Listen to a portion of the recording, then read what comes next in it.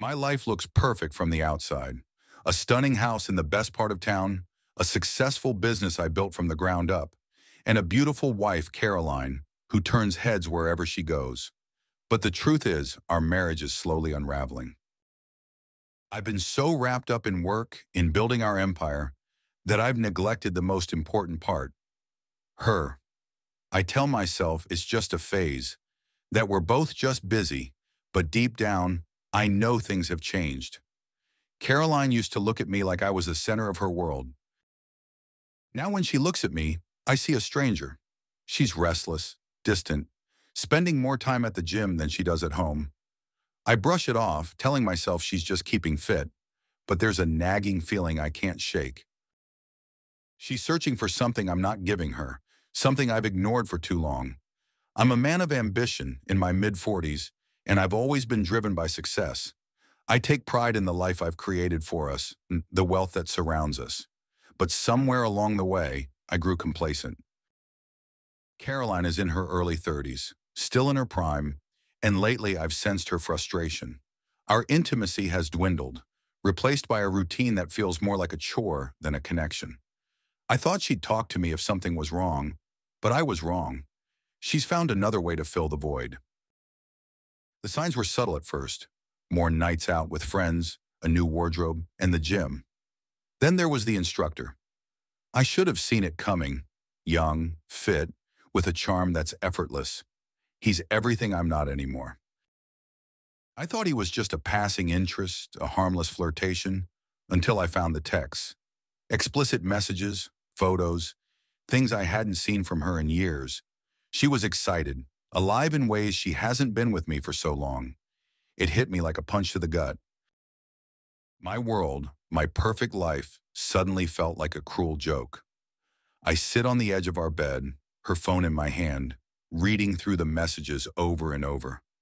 The words blur as anger and betrayal mix with something darker, something I've never felt before. I'm not just hurt, I'm enraged. I gave her everything, and this is how she repays me. My mind races, a million thoughts and none of them good. I know I can't let this go. I can't just walk away. Everything seemed so ordinary until this moment, but now everything has changed. I feel something shift inside me, something that tells me this isn't over. I'm not going to be the fool in this story. She wanted excitement? I'll give her a night she'll never forget. As I put the phone down, a plan starts to form, and I feel a dark thrill. This is far from over. I confront her the moment she walks through the door. It's late, almost midnight. I've been sitting in the dark, waiting. She jumps when she sees me, her eyes wide, and for a second there's a flash of guilt before she masks it with annoyance. "What are you doing, James?" "You scared me," she says, flipping on the light. I don't move, just watch her. She's in that tight gym outfit, hair tousled, skin flushed. She looks like she's been thoroughly fucked. The thought twists in my gut, igniting a fury I didn't know I had. "Where were you?" I ask, my voice cold. "At the gym? Where else?" she shoots back, her tone defensive. She starts to walk past me, but I grab her arm, stopping her in her tracks. She freezes, finally sensing the storm she's walked into. "I know," I say, holding up her phone, the screen lit with those obscene messages. Her face drains of color as she sees what's on it. She doesn't even try to deny it. "How long?" I demand, my grip tightening. She winces, but I don't care. I need answers. "A few weeks," she admits, eyes downcast. It's just been so boring, James. You're always working, always distracted." I needed something more. I feel like I've been punched in the chest. "So you fuck your gym instructor? That's your solution?" Her head snaps up, anger flaring in her eyes. "You've been ignoring me for years. I'm just supposed to sit here and take it? You never even look at me anymore." The accusation stings, but it doesn't matter now. Nothing matters but the cold, hard rage surging through me. I let go of her arm, taking a step back. "Get your things," I say, my voice flat. "We're going for a drive." "What?" "Why?" she asks, confusion mixing with fear. "Just do it." I turn away, heading for the door. I don't wait to see if she follows. I know she will. She's too afraid of what I'll do if she doesn't. We drive in silence, the tension thick enough to choke on. I take us out of the city to a place I know well, an old abandoned warehouse by the docks. It's isolated, the perfect spot for what I have in mind. When we arrive, I park and get out, opening her door. She looks at me, bewildered. Why are we here? You'll see, I say, grabbing her arm again and pulling her out of the car. She stumbles, but I don't slow down, dragging her into the building. It's dark, the only light coming from the moon through broken windows. The place smells of rot and decay, fitting for what's about to happen. I push her into a corner, then step back, watching her. She's shaking now, her bravado from earlier completely gone. James, please, let's just go home. We can talk about this. There's nothing to talk about, I say, pulling out my phone. I dial a number, and she watches me, her fear growing with every second. Who are you calling? She whispers. Your lover, I say simply. Her eyes widen, and she shakes her head, pleading. No, James, please, don't do this. But it's too late. The phone rings, and then he answers. Hey, babe, he says, his voice smug. I want to reach through the phone and strangle him. Instead, I keep my voice calm, controlled. Come to the warehouse by the docks. Caroline's here. She needs you. There's a pause, then a chuckle. Is this a joke? No joke. Get here now, I say, and then hang up before he can respond. I toss the phone aside and lean against the wall, crossing my arms as I stare at my wife. She's crying now, silent tears streaming down her face. Why are you doing this? She asks, her voice barely a whisper. Because you need to understand, I say, my tone devoid of emotion. You threw away everything we had for a cheap thrill. Now you're going to see what that costs. We wait in silence, the minutes dragging by. She keeps glancing at the door, dreading the moment it opens. I can see the terror in her eyes, and for a brief second, I almost feel sorry for her. Almost. Then he arrives. I hear his footsteps echoing in the empty building, getting closer. I straighten up, every muscle in my body tense. This is it. The moment of truth. The door creaks open, and there he is. Young, cocky, completely unaware of the danger he's just walked into. His eyes flick to Caroline, then to me, and confusion crosses his face. What the hell is this? He asks, looking between us. This, I say, stepping forward, is the end of your little game. I don't give him a chance to respond. I lunge at him, my fist connecting with his jaw, sending him sprawling to the ground. Caroline screams, rushing to his side, but I pull her back, throwing her against the wall. Stay out of this, I snap. She cowers, too afraid to move. The guy groans, trying to get up, but I'm on him again, kicking him in the ribs, again and again, until he's coughing up blood. James, stop, Caroline cries, but I don't listen. I can't. All I see is red. All I feel is the need to destroy him, to make him pay for what he's done. Finally, I stop, breathing hard, staring down at him. He's a mess, barely conscious, but still alive. Caroline rushes to him, cradling his head in her lap, sobbing. Please, let's just go. Don't do that, she begs, but it's too late. The damage is done. I step back, suddenly feeling the weight of what I've done. This wasn't supposed to go this far. I just wanted to scare them, to make them realize the consequences of their actions. But now it's gone too far. I run a hand through my hair, trying to think. I can't leave him here like this. If he survives, he'll go to the police. But if I finish him off, if I cross that line, there's no going back. I look at Caroline, her face pale, streaked with tears. She's staring at me like she doesn't even know who I am anymore. Maybe she doesn't. Maybe I don't either. I didn't mean for this to happen, I say, my voice hoarse. I just wanted you to see what you've done to us. She doesn't respond, just holds her lover, her body shaking with sobs. I turn away, unable to look at them anymore. I need to think, need to figure out what to do next. I hear a gurgling sound behind me and turn just in time to see the guy convulsing, blood foaming at his mouth. Caroline screams, trying to stop the bleeding with her hands, but it's useless. He's too far gone, and then he's still dead. Caroline is hysterical, rocking back and forth, her hands covered in blood. I stand there numb, watching the life drain out of her lover. This wasn't how it was supposed to end. This wasn't part of the plan. James, what do we do? What do we do? She sobs, looking up at me with wide, terrified eyes. I don't have an answer. I'm just as lost as she is. The reality of the situation hits me like a ton of bricks. There's a dead man at our feet, and it's my fault. We can't just walk away from this. We can't pretend it never happened. I swallow hard, trying to think clearly. We need to clean up, I say finally, my voice shaky. We need to get rid of the body. She looks at me like I'm insane, but she doesn't argue. She's too broken, too scared to fight back. We work in silence, moving like automatons. I wrap the body in an old tarp I find in the corner, struggling to lift the dead weight.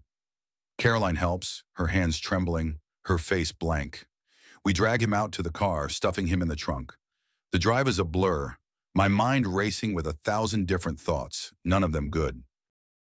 I don't know where we're going, don't know what the plan is. I just know we need to get rid of the evidence. Fast.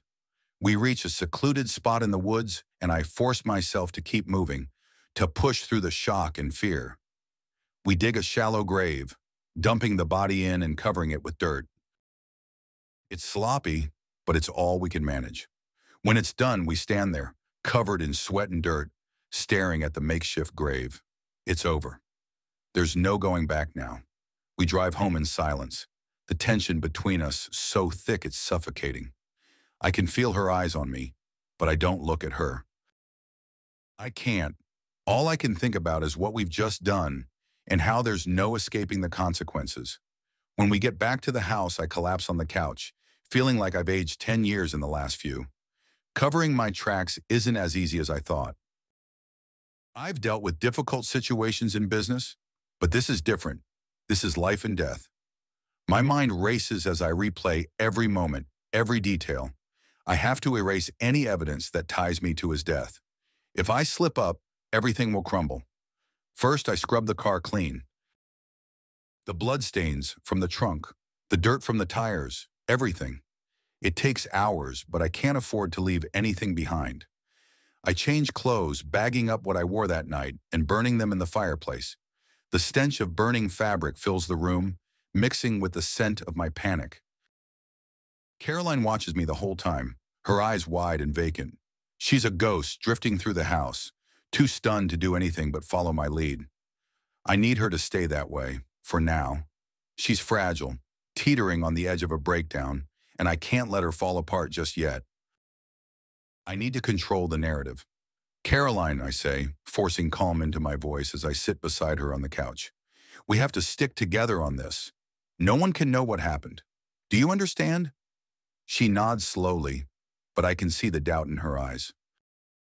She's already questioning everything, and that scares me more than anything else. I need to keep her on my side, at least until I can figure out the next move. I gently place a hand on her knee, trying to connect with her. We'll get through this, I say, my tone softening. But we need to be strong. Together? She nods again, but her eyes flicker with fear. I know she's not fully convinced, but it's the best I can do right now. The police show up a few days later. They found the body. 2 detectives, a man and a woman, stand at our door. I keep my expression neutral, playing the part of the concerned husband. They're polite, but there's an edge to their questions that sets my nerves on fire. We're investigating a death at an old warehouse by the docks, the male detective says, his eyes boring into mine. Do you know anything about that? I shake my head, feigning confusion. No, I'm afraid not. What happened? A man was found dead, the female detective adds, her voice cool. Do you recognize this man? She shows me a photo of the instructor, beaten and bloodied. I force myself to look at it, to react like it's the first time I've seen it. No, I say, my voice steady. I've never seen him before. They nod, jotting down notes. They glance at Caroline, who's sitting stiffly on the couch. She hasn't said a word since they arrived. What about you, Mrs. Stanton? Do you know this man? The male detective asks, his tone gentle. Caroline's eyes dart to me, then back to the detective. She shakes her head, her voice barely a whisper. No, I don't. They exchange a look, but they don't push her. Not yet. They know she's fragile, and they're playing the long game. I can see it in their eyes. We might need to speak with you again, the female detective says, handing me a card. If you think of anything that might help, please give us a call. Of course, I say, taking the card and giving them a tight smile. Anything to help. As soon as they leave, I collapse into a chair, my heart pounding. Caroline looks at me, her face pale. What do we do now? She asks, her voice shaking. We stay calm, I say, trying to steady my own nerves. We don't panic. They don't have anything on us. But I know it's only a matter of time before they start digging deeper. I need to stay ahead of them, to control the narrative. And that means keeping Caroline in line. She's starting to crack. I see it in the way she looks at me, the way she hesitates before answering my questions. She's replaying everything in her head, doubting me, doubting herself. One night she wakes me up in the middle of the night, her eyes wild with fear. James, I think we should tell them the truth, she says, her voice trembling. Maybe it was an accident. Maybe they'll understand. No, I say sharply, sitting up in bed. You can't say anything. If you talk, they'll pin it on us. Do you understand that? But I can't live like this, she whispers, tears streaming down her face. I can't sleep. I can't eat. I keep seeing his face. Caroline, I say, grabbing her by the shoulders, forcing her to look at me. Listen to me. We have to stay strong. If we stick to the story, they'll have nothing on us. But if you break, it's over. They'll tear us apart. She nods, but I can see the doubt still lingering in her eyes. She's slipping, and I don't know how much longer I can keep her together. The police start visiting more frequently, asking more questions. They're digging deeper, and I can feel the walls closing in. They haven't found anything concrete yet, but I know it's only a matter of time before they start connecting the dots. Caroline is unraveling faster than I anticipated. She's barely functioning, jumping at every sound, every knock on the door. She's starting to question everything, including me. One afternoon, she corners me in the kitchen, her eyes wide with panic. James, I can't do this anymore. I can't keep lying. You're not lying, I snap, grabbing her by the arm. You're protecting yourself, protecting us. But what if they find out? What if they know? She whispers, her voice shaking. They won't find out, I say, my voice hard, because you're not going to tell them. Do you understand? She nods, but I can see the fear in her eyes, the growing doubt. I know I'm losing her, and it terrifies me. If she breaks, everything we've done will come crashing down. The gym instructor's friends start asking questions too. They've been to the police, demanding answers. They don't believe he just disappeared. They're starting to connect the dots, linking him to Caroline, to us. I can't afford to let them dig any deeper. I need to throw them off, to make them doubt their own suspicions. But how? Every move I make feels like I'm walking on a tightrope. One wrong step, and everything will collapse. I decide to start planting seeds of doubt in Caroline's mind, pushing her closer to the edge. I need her to believe that she might have done it, that in her panic, she could have killed him. It's the only way to keep her from turning on me. Late one night, as we sit in the living room, I bring it up, my voice low and gentle. Caroline, do you remember everything that happened that night? She looks at me confused. What do you mean? I mean, it was all such a blur. The adrenaline, the fear. Are you sure you remember everything? She frowns, her brow furrowing. I think so. Why? I've been thinking, I say, choosing my words carefully. What if you hurt him and you don't remember? It was chaotic, and we were both so scared. Her eyes widen in horror, and I can see the seed taking root. She's starting to doubt herself, just as I planned. If I can make her believe she's responsible, she won't turn on me. She'll be too terrified of what she might have done. I don't know, James, she whispers, her voice trembling. I don't remember. But what if I did? What if I killed him? We don't know that, I say, putting an arm around her. pulling her close. But we can't let anyone else know. They'll never believe it was an accident. They'll destroy us. She nods, tears streaming down her face. I'm so scared, James. I don't know what to do. We'll get through this, I say, holding her tight. We just have to stay strong, together. But even as I say the words, I know it's a lie. Caroline is breaking, and it's only a matter of time before she slips up, says something she shouldn't. I need to figure out my next move, and fast. The tension between us is unbearable. Every word, every glance feels loaded with suspicion, with doubt. She's pulling away from me, distancing herself, and I can feel her slipping through my fingers. One evening, she confronts me, her voice trembling with fear and anger. James, I've been thinking. You were so calm that night, so in control. How did you know what to do?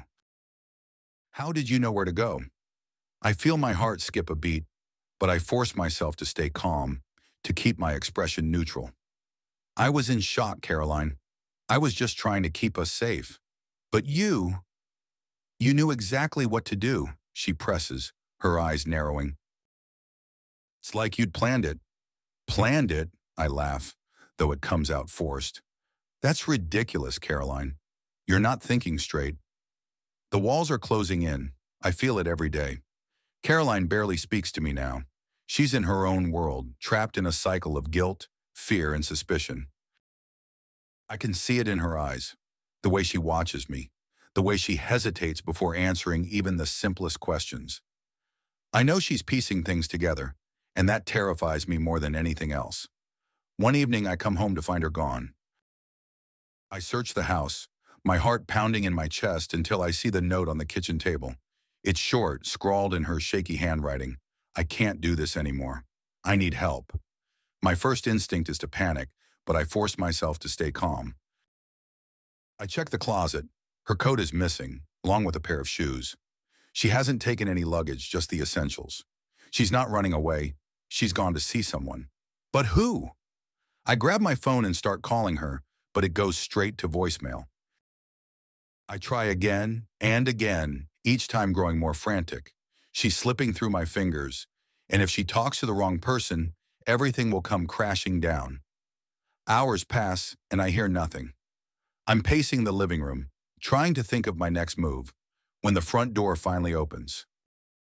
Caroline steps inside, her face pale, her eyes red from crying. She looks like she's aged 10 years in a single day.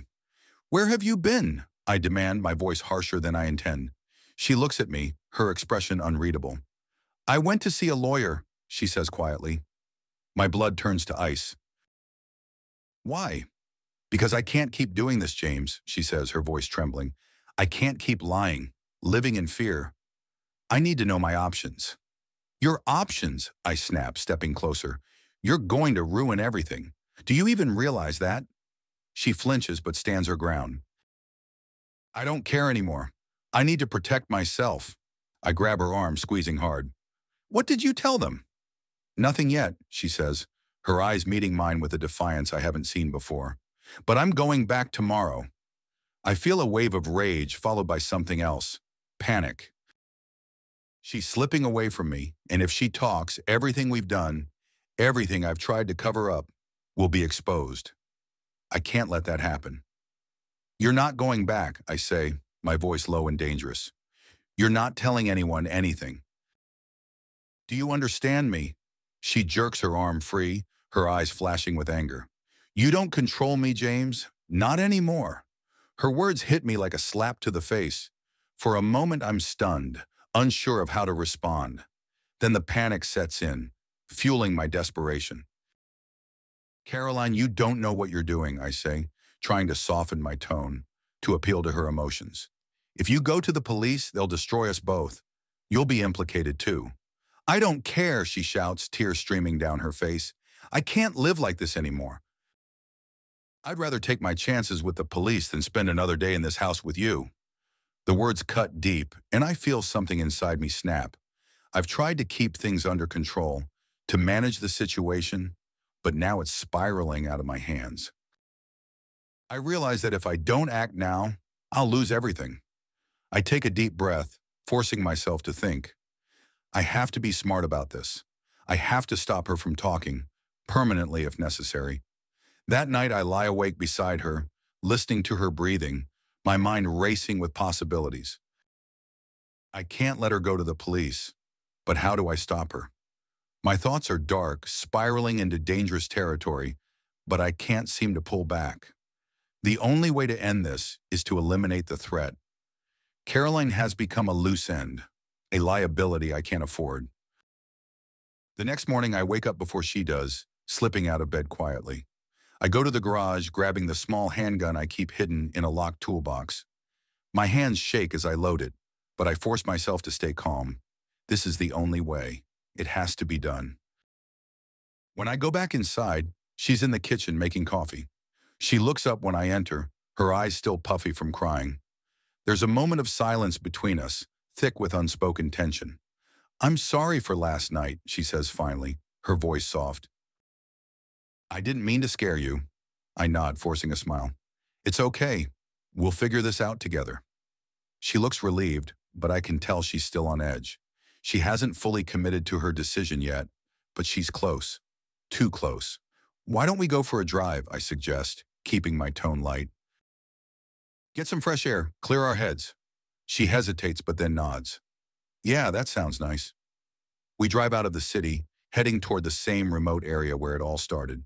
She doesn't seem to notice the direction we're going, too lost in her thoughts. I keep glancing at her, my mind racing, trying to find a way out of this mess. When we reach the spot, I pull over, turning off the engine. She looks around, frowning. "Why are we here?" I turn to her, my heart pounding. "I wanted to talk, somewhere quiet." "About what?" she asks, her voice wary. "About us. About what's going to happen next." She nods slowly, her eyes searching mine for answers. "I don't know, James. I don't know how to fix this." "There's only one way," I say, reaching into my pocket for the gun. Her eyes widen in shock, her breath catching in her throat. "James, what are you doing?" "I'm sorry," I say, my voice breaking. "But I can't let you go to the police. I can't let you ruin everything." She backs away, pressing herself against the car door, her eyes filled with terror. "Please, James, don't do this."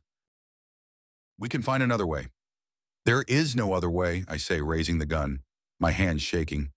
"This is the only way to protect us." She's crying now, her whole body trembling. "Please, James, I'm begging you. I won't say anything, I swear." I hesitate, my finger hovering over the trigger. I want to believe her, but I know it's too late. She's too scared, too broken. She'll say anything to save herself, but once she's safe, she'll go straight to the police. I close my eyes, trying to summon the courage to pull the trigger, but I can't. I see her face, the woman I loved, the life we had together, and I can't do it. I lower the gun, feeling defeated, my whole body shaking. "I can't," I whisper, tears streaming down my face. "I can't do it." She lets out a sob of relief, collapsing back against the seat, her whole body trembling. I drop the gun, feeling like I've been hollowed out, drained of everything. But before I can say anything, I hear the sound of sirens in the distance, growing closer. My heart stops, and I turn to Caroline, realizing too late what's happening. "You called them," I say, my voice shaking with disbelief. "You called the police." She nods, tears streaming down her face. "I'm sorry, James. I had to. I couldn't do this anymore." I feel like the world is collapsing around me, everything I've fought to protect crumbling to dust. The sirens are getting louder, and I know it's over. There's no way out of this. I grab the gun, but before I can do anything, the car is surrounded, red and blue lights flashing, voices shouting for us to get out of the vehicle. I look at Caroline, seeing the fear in her eyes, the regret, but it's too late. There's nothing I can do. I open the door, stepping out slowly, my hands in the air. The officers rush toward me, guns drawn, yelling at me to drop the weapon. I do, letting it fall to the ground, feeling completely numb. They slam me against the car, cuffing my hands behind my back, reading me my rights. Caroline gets out of the car, her hands trembling, tears streaming down her face. They take her away, separating us. and I watch as they lead her to another car. As they push me into the back of the police car, I realize it's over. Everything I've done, everything I've tried to protect, is gone. Caroline is gone. My life, my freedom, everything. The ride to the station is a blur. I sit in the back, staring out the window, numb to everything. The realization of what I've done, what I almost did, hits me like a sledgehammer, and I feel the weight of it all crushing me. At the station, they book me, taking my fingerprints, my mugshot. The officers are cold, detached, treating me like just another criminal. I am just another criminal. They put me in a holding cell, and I sit there staring at the walls, my mind racing. I think about Caroline, about everything we've been. The aftermath hits me like a freight train. I sit in the interrogation room, the fluorescent lights glaring down, amplifying the throbbing pain in my head. My wrists are sore from the cuffs, but that's nothing compared to the ache in my chest. I can't believe it's come to this.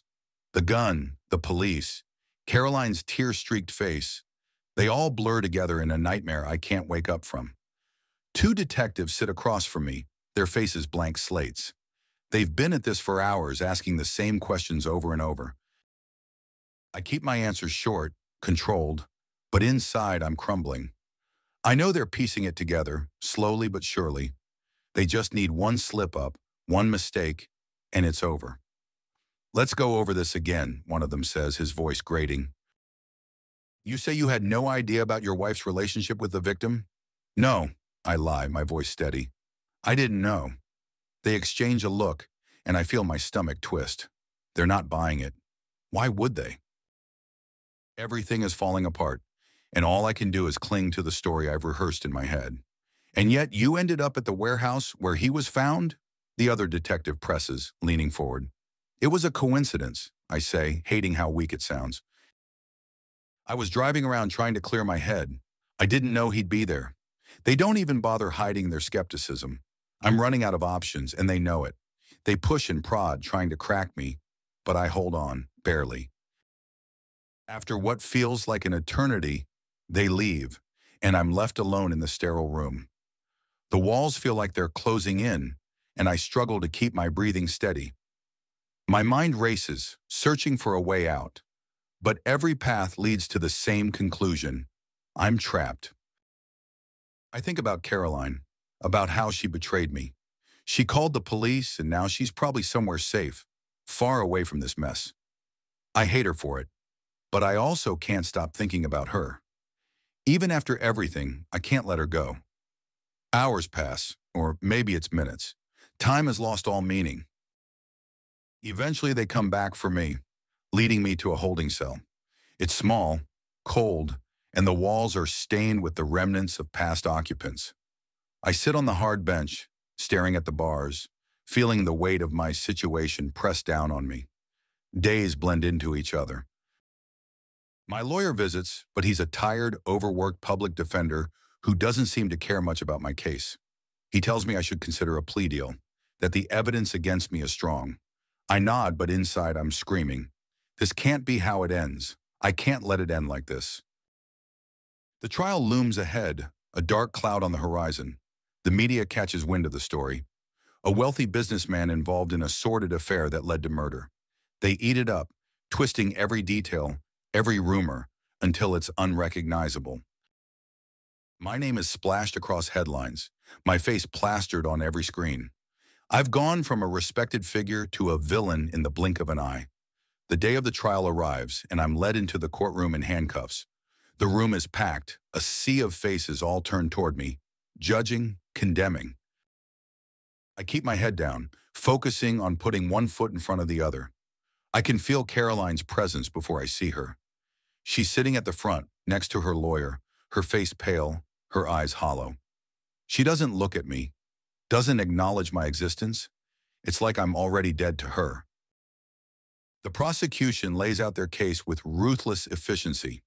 They paint me as a cold, calculating man who couldn't handle his wife's betrayal, so I took matters into my own hands. They bring in witnesses, evidence, everything they need to build a damning narrative. And it's working. I can see it in the jury's eyes in the way they glance at me with a mix of disgust and fascination. But I'm not done yet. I have to fight back to tell my side of the story. My lawyer is mediocre at best, but I take the stand anyway, hoping to sway them, to make them see that I'm not the monster they think I am. I talk about my marriage, about how Caroline and I drifted apart.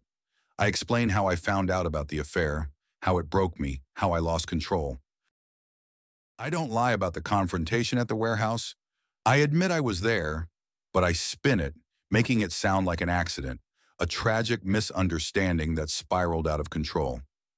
I can see the jurors listening, some of them nodding, others still skeptical. It's not enough. I need more. And then the bombshell drops. The prosecution presents new evidence, something they've been holding back. It's a recording, an audio file pulled from Caroline's phone.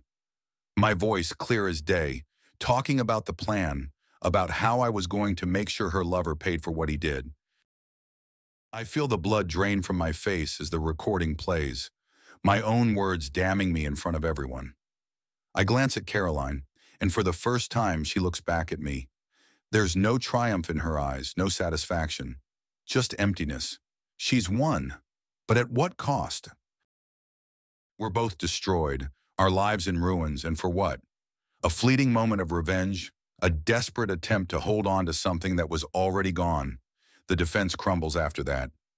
My lawyer does his best to salvage what he can, but it's over. The jury deliberates for a few hours, but I know the verdict before they even come back. Guilty. The word echoes in my head, reverberating through every part of me. I'm sentenced to life in prison without the possibility of parole. I hear the judge's words, but they don't register. All I can think about is how it all ended here, in this cold, sterile room, surrounded by strangers who have just condemned me to a lifetime of emptiness. As they lead me out of the courtroom, I catch one last glimpse of Caroline. She's standing, her hands trembling, her eyes fixed on the floor. There's no relief on her face, no sense of closure. Just the same hollow expression that's haunted me since the night everything fell apart. The prison is a world of its own, a place where time stretches endlessly, and the days blur into one another. I'm just another inmate here, stripped of everything that once defined me. The walls are gray, the cells small, the air thick with the stench of despair. I have nothing left but my thoughts, and they're a constant torment, a reminder of everything I've lost. I try to adapt, to survive, but it's not easy. The other inmates see me as a target, a rich man who's fallen from grace, easy prey in a place like this. I keep my head down, avoid trouble, but it's always there, lurking just beneath the surface. The nights are the worst.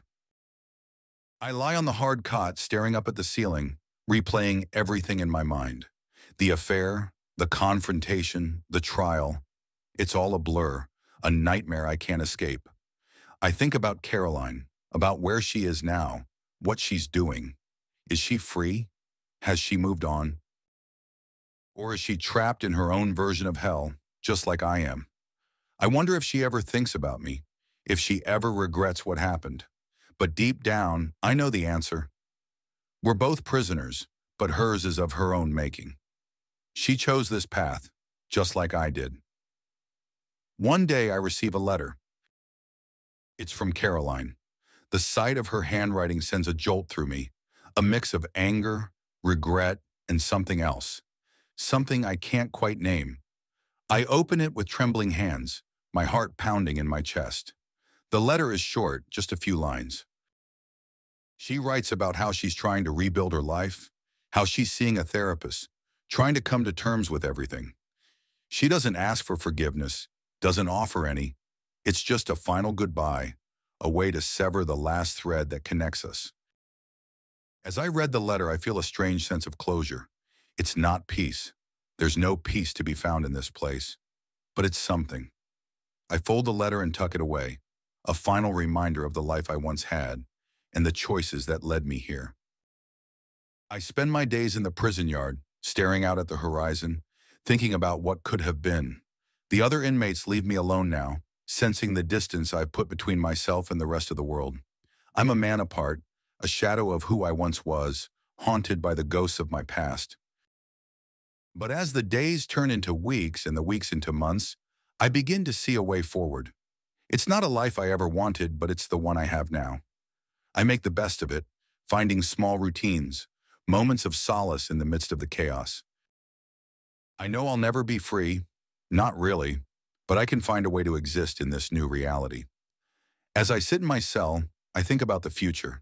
It's a bleak, uncertain thing, but it's there, stretching out before me. I don't know, I sit in the courtroom, hands shackled to the arms of my chair, feeling the weight of every eye on me. The trial has been dragging on for weeks, each day chipping away at my resolve. The prosecution has painted me as a monster, a cold-blooded killer who couldn't handle his wife's betrayal. They've paraded witness after witness, each one adding another nail to my coffin. And now the end is near. The final act is about to unfold, and I know it's not going to end in my favor. The room is silent as Caroline takes the stand. She looks different, stronger somehow, despite the visible scars that this ordeal has left on her. She avoids my gaze, her eyes fixed on the prosecutor as she swears to tell the truth. My heart pounds as I watch her, knowing that whatever she says next will seal my fate. The prosecutor wastes no time, diving straight into the heart of the matter. Mrs. Stanton, can you tell the court about the events leading up to the death of your lover and your husband's involvement? Caroline's voice is steady, but I can hear the strain beneath it. It started when James found out about the affair. He was furious, but he didn't yell or scream. He just shut down. I could see something change in him, something dark. She pauses, glancing briefly in my direction before continuing. He started manipulating me, making me doubt my own sanity. He convinced me that I was responsible for what happened that night, that I had killed my lover in a panic. But it was all a lie. A murmur ripples through the courtroom, and I feel my pulse quicken. This is it, the moment everything unravels. The prosecutor presses on, leading her through every detail of my deception, every step I took to make her feel like she was losing her mind. The weight of her words crushes me, each one a nail driving deeper into my soul. She talks about the recording, the damning evidence that the prosecution had used to tear apart my defense. I didn't know he was planning it, she says, her voice trembling. But I found out afterward, and I couldn't live with the guilt. I had to do something. The prosecutor nods, satisfied, and steps back. My lawyer barely puts up a fight, knowing that cross-examining her would only make things worse. When she steps down, I can't bring myself to look at her. I'm too ashamed, too broken. The trial concludes with closing arguments, each side making their final pleas to the jury. But I already know what's coming. The verdict is a foregone conclusion, and I can see it in the faces of the jurors. They've made up their minds. The judge asks if I have anything to say, but I stay silent. What's left to say? I've lost everything. It takes the jury less than a day to reach a verdict. Guilty on all counts. I'm sentenced to life in prison, no possibility of parole. The judge's gavel comes down like a hammer on my heart, and the courtroom erupts in noise. Reporters scribbling, people talking, my lawyer trying to console me. But I'm numb to it all. The only thing I hear is the echo of the gavel, sealing my fate. As I'm led out of the courtroom, I catch a glimpse of Caroline. She's standing with her lawyer, her face unreadable. For a moment, our eyes meet, and I wonder what she sees when she looks at me now. A man she once loved? A stranger? A monster? I don't know, and I don't have the strength to find out. The prison is my new home, a place where the days blur into one another, each one a monotony of gray walls and clanging bars. I'm just another number here, a man whose past life is nothing but a distant memory. The other inmates leave me alone for the most part, sensing the darkness that clings to me like a second skin. I'm a shadow of who I once was, and they can see it. But prison is a place where the past never really leaves you. It's in the quiet moments when I'm lying on my bunk, staring up at the cracked ceiling, that the memories come flooding back. I think about the life I had, the life I destroyed. I think about Caroline, about how we both ended up here, Me in a cell, and her out there, living with the scars I left behind. One day I get a visit from my lawyer. He's found a way to appeal, he says, but I barely listen. What's the point? Even if I get out, there's nothing left for me. No life, no future. Just the hollow shell of a man who once thought he had it all. As he talks, I find myself drifting, my mind wandering back to that night at the warehouse. The look on Caroline's face when she realized what I was capable of. The horror, the disbelief. I remember the sound of her crying, the way her hands shook as she tried to wipe the blood from her lover's face. And I remember the cold satisfaction I felt, the twisted sense of victory. It sickens me now thinking about it. How far I've fallen. When the lawyer leaves, I return to my cell, sinking onto the hard mattress.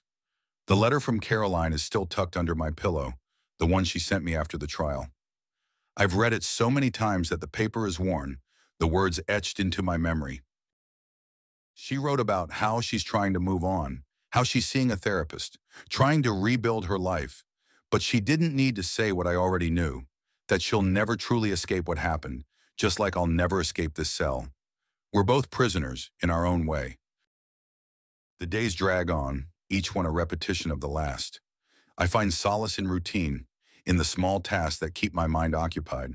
But there are times when the emptiness is overwhelming, when the weight of my guilt is too much to bear. Those are the moments when I wonder if this is my punishment, in this endless, suffocating silence. And then one day, I hear the news. Caroline is moving away, leaving the city to start fresh somewhere else. I don't know where she's going, and I'll never know. But the thought of her out there, trying to rebuild her life, gives me a strange sense of peace. Maybe it's better this way. Maybe she'll find a way to heal, to forget. I hope she does. The day she leaves, I stand in the prison yard, staring out at the horizon. The sky is a dull, lifeless gray, but there's a sliver of light breaking through the clouds. It's faint, barely there, but it's something. I watch it for a long time, feeling the weight of the past lift, just a little. I know I'll never see her again, and maybe that's for the best. We've both been through hell, and now it's time to let go. As I turn to walk back inside, I feel a strange sense of finality, like a chapter of my life has closed. The future is still uncertain, still dark, but I'm starting to see a way forward, even if it's just a small glimmer of hope. As I return to my cell, I think about what comes next. I don't know what the future holds, but I know I have to find a way to keep going, to survive, even in this place. It's not much, but it's all I have now. The days stretch out before me, a long, winding road with no end in sight. But as I lie on my bunk staring up at the ceiling, I feel something I haven't felt in a long time. It's not happiness or peace, but something else. Acceptance of what I've done, of the life I've lost, and of the road ahead. I close my eyes, letting the darkness take me, knowing that tomorrow is just another day, another chance to make sense of it all. I never imagined it would end like this. Sitting in this cold, cramped cell, I have nothing but time to reflect on how I got here. The days blur together, the noise of the prison a constant, dull hum that I've learned to tune out. But my thoughts? Those I can't escape. They circle like vultures, picking apart every decision, every misstep that led to this point. I think about Carolyn. In the beginning, I loved her fiercely. She was the bright spot in my otherwise dark world, the one thing that made life bearable. But somewhere along the way, I lost sight of that. I became obsessed with control, with maintaining the image of the perfect life, and I suffocated her in the process. When I found out about the affair, it was like a switch flipped inside me. The betrayal was too much. I couldn't see past my own pain, my own need for revenge. I wanted to hurt her, to make her pay for what she did to us. But in trying to destroy her, I destroyed myself. Now, as I sit here, I can't help but think about the moments that led up to the end. The way she looked at me in the courtroom, her eyes filled with a mix of fear and pity. She testified against me, and I could see the weight of that decision bearing down on her. But what choice did she have? I'd left her no other option. The trial was a spectacle, A media circus that turned our private hell into public entertainment. They painted me as a monster, and maybe they were right. I don't know anymore. All I know is that I'm paying the price for my actions, and it's a price I'm not sure I can bear. Caroline is free now, or at least as free as she can be after everything that's happened. I heard she's planning to move away, to start fresh somewhere far from here. I hope she finds peace, though I know it won't come easily. The scars I left on her, both physical and emotional, will take time to heal, if they ever do. As for me, I'm left with nothing but regret. I try to make sense of it all, to find some meaning in the wreckage of my life, but it's hard. The anger that once fueled me has burned out, leaving only a hollow emptiness in its place. I thought revenge would bring me satisfaction, a sense of justice, but all it did was tear me apart. I think about the future, what little of it there is for me. It's bleak, a monotonous stretch of days that will eventually blur into years. I've tried to imagine a life beyond these walls, but it feels impossible. This is my reality now, and it's one I've crafted with my own hands. The nights are the worst. Lying on my bunk, staring at the ceiling, I replay everything in my mind. The arguments, the confrontation at the warehouse, the trial, it's all there, on a loop that I can't shut off. Sleep offers no escape, just brief moments of oblivion before the memories come rushing back. I wonder if Caroline thinks about me. Probably not. She has her own life to rebuild, her own demons to face. I'm just a chapter she's trying to close, a part of her past she's desperate to leave behind. I don't blame her. If I could, I'd do the same. The guards here don't talk much, and when they do, it's usually to bark orders or taunt the inmates. I've learned to keep my head down, to stay out of trouble. I'm not interested in making friends or enemies. I just want to get through each day, one at a time, until there's nothing left to endure. Sometimes I catch myself thinking about what could have been. If I'd just let go, if I'd walked away instead of letting my pride and anger consume me, maybe things would be different. Maybe Caroline and I would have found a way to rebuild our lives, to salvage something from the wreckage. But those thoughts are pointless, a waste of energy. The past is done, and all I have now are the consequences. I wonder if I'll ever forgive myself. Right now, it seems unlikely. The guilt is a constant weight, pressing down on me, suffocating me. I deserve it, I know that much. But that doesn't make it any easier to bear. The days stretch out before me, each one a reminder of the life I threw away. I've tried to find a routine, something to anchor me, but it's hard. There's no purpose here, no direction, just an endless repetition of the same bleak existence. I think about writing to Caroline, to apologize, to explain, to say something that might help her move on. But what good would it do? Words won't change what happened. They won't erase the pain I've caused. It's better this way, to let her go, to let her build a life without me dragging her down. As I sit here, in this cell that's become my world, I finally understand the depth of my failure. I thought I could control everything, that I could bend the world to my will, but all I did was destroy the things that mattered most. My marriage, my freedom, my soul. I lost it all, and for what? A fleeting moment of power, of satisfaction, that turned to ash the moment it was within my grasp. Caroline will move on. She'll find a way to live with what happened, to heal from the wounds I inflicted. She's stronger than I ever gave her credit for, stronger than I'll ever be. And maybe one day she'll find happiness again. But for me, there's nothing left. Just this cell, these memories, and the knowledge that I'm the architect of my own destruction. I thought revenge would give me closure, but all it did was leave me empty, broken. As I close my eyes, letting the darkness wash over me, I accept the truth I've been running from. In trying to destroy Caroline, I destroyed myself. And that, more than anything, is the punishment I deserve.